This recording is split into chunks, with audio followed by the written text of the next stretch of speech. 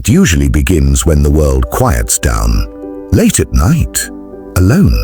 You're lying there, phone in hand, the glow on your face, mind overflowing, heart strangely numb. You tell yourself it's normal, you convince yourself it's just lust. Everyone feels this. Everyone does this. Everyone does this. One more scroll, one more fantasy, one more face, one more body, one more story to imagine. But beneath that routine, something else stirs, a kind of silence. Not the peaceful kind, but the one that hums with emptiness. And if you were truly honest with yourself, deeply, brutally honest, you'd admit that the void doesn't arrive after. It's already there, during. Even while you chase the high, you call it desire. But it isn't. It's not attraction. It's not want. It's grief. It's hunger. It's a yearning for something you can't name. Something sacred. Something missing. Carl Jung saw this long before it was common to speak about. He wrote, "A people will do anything, no matter how absurd, to avoid facing their own soul." What we call lust, this endless craving, this search, this constant reaching, it isn't about pleasure. It's not about satisfaction. It's about escape. From boredom, from pain, from the unbearable silence of your own unvisited depths. You don't really want her. You want to feel alive. You want to feel alive, to feel real, to feel seen, held, understood, to feel something, anything that reaches deeper than the surface of this hollow life. But instead of turning inward, instead of meeting yourself, you chase outward. You chase bodies, images, pixels, performances. You chase dopamine hits that vanish like smoke. And when the moment is over, you're left alone again with the same silence, the same ache, the same you, untouched, unfelt, unknown. But the real truth, lust is not the enemy, it's the signal. It's your soul knocking on the door, whispering, "I'm still here, do you hear me?" Because beneath that craving lies something deeper, a fracture, a wound, a disconnection. You've lost contact with your body, with your emotions, with your values, with your purpose, with yourself.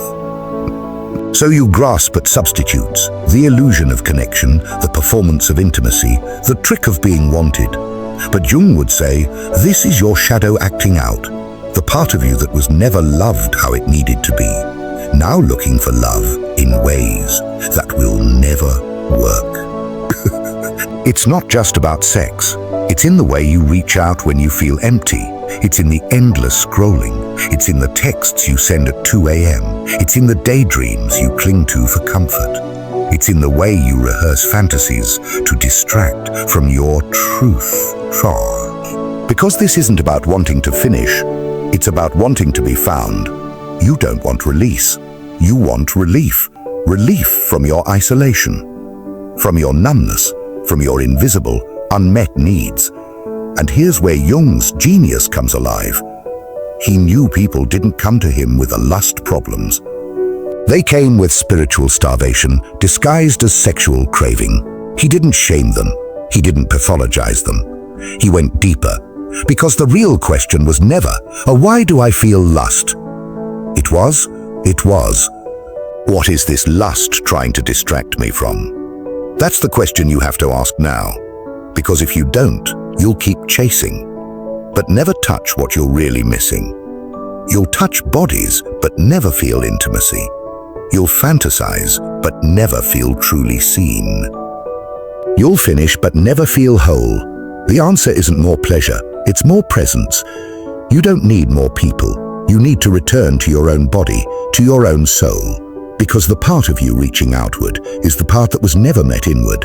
And Jung's Red Book, it wasn't about sex, it wasn't about control. It was about integration, the act of returning home, of gathering your scattered pieces, of meeting your loneliness with open arms, and not running anymore. So pause before the next app, before the next text, before the next search, before the next surge. Ask yourself, is this really lust?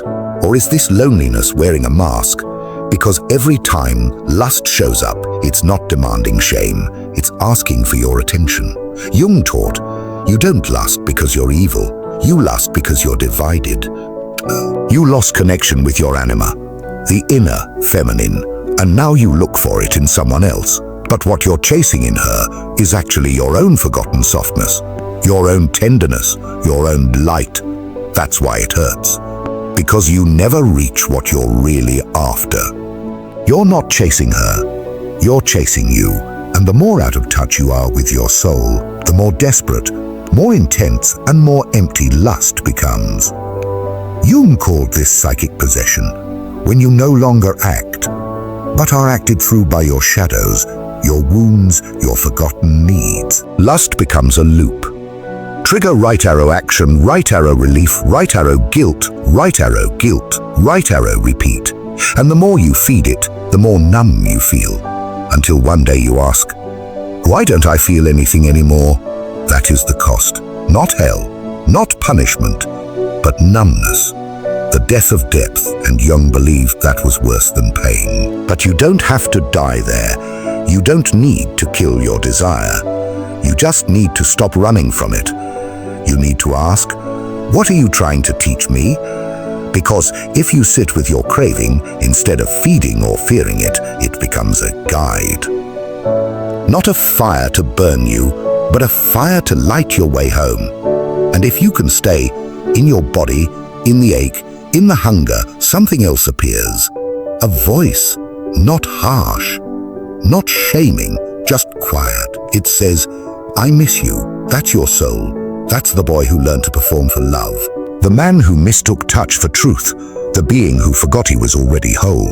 Jung said, don't kill the shadow, integrate it. Feel again, write, create, cry. Ask every day, what do I really want right now? Then listen, and over time, lust becomes less of a storm, more of a signal, more of a signal. You'll stop fearing it. You'll start learning from it. Because you don't want more pleasure, you want beauty, you want love, you want meaning, you want to come home. And when someone finally arrives, you won't need them to rescue you. You'll already have done that in silence, in darkness, in the sacred space lust could never reach, but your soul always could.